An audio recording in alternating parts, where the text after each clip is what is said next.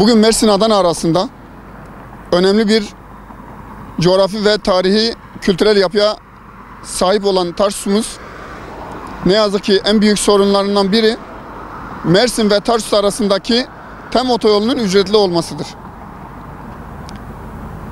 Nüfusu yaklaşık olarak 350 bine yaklaşmakta olan Tarsus'umuzun artan araç trafiğinden dolayı D400 karayolu ihtiyaçları karşılayamaz durumda.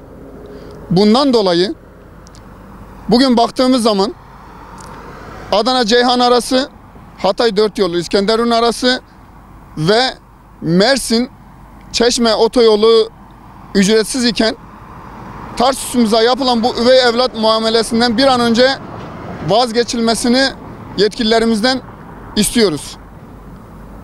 Eğer bundan vazgeçilirse halkımız otobana rağbet edecektir ve Tarsus'umuzun içindeki kazalar da büyük ölçüde önlenmiş olacaktır.